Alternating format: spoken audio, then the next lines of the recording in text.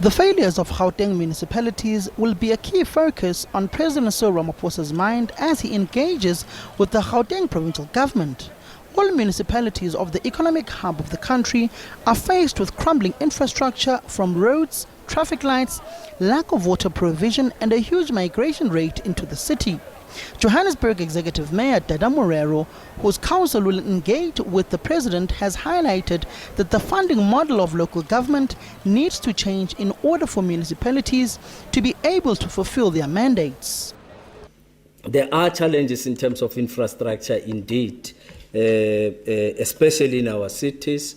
And in this case, I would respond about Johannesburg in particular, where we are faced with road infrastructure challenges which require us to be able to raise enough capital to attend to those. You know that from time to time, for us to support our budgets, our budget is funded from three main sources.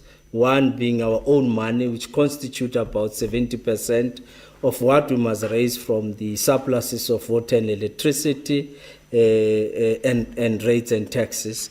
The other percentage will be from borrowing, and the remainder is grants. And yes, our revenue has been shrinking over the years because the model of local government was established on the assumptions that the surpluses of water and electricity will finance municipalities to a large extent.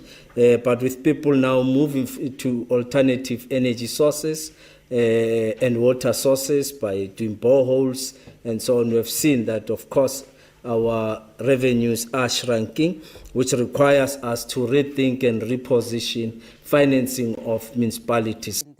Tshwane Executive Mayor Nasipi Moya has called on her colleagues in the local sphere to understand the impact of climate change on municipalities. Floods, snow and other natural disasters have exposed the lack of preparations and understanding of climate change, showing municipal failures in spatial planning and infrastructure amongst many issues. Do we understand the challenges, the pressing challenges that we are facing as these cities? Not only do we understand what are they, so is it climate change, but do we know how to translate what climate change means for Africa? Because in most cases we use terminology that Umagogo in Winterveld don't understand. And when we talk about climate change, we must communicate on behalf of our residents. For us, we can Google and understand the terms.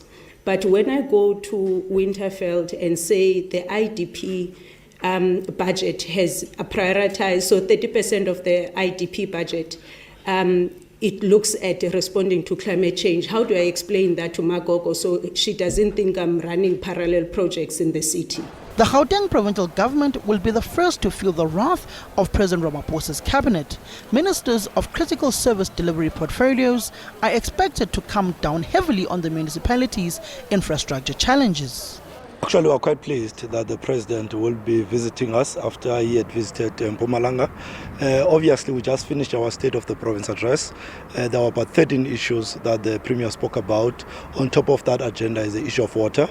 So we'll hope that the conversation will obviously involve that, the issue of infrastructure that is really affecting the province. Of course, because we're in Gauteng, the issue of investment is a very important issue, together with the issue of jobs. That how then do we get that support from the national government to work with us.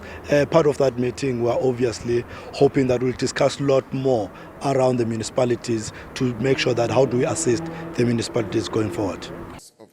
President Ramaphosa's visit also comes as South Africa, and in particular Tshwane, Johannesburg and Ekurhuleni, will play a critical role in hosting the G20 summit later this year. Municipal infrastructure needs to be at a world standard to showcase the country to attract foreign direct investments. Samkele Masego, SABC News, Johannesburg.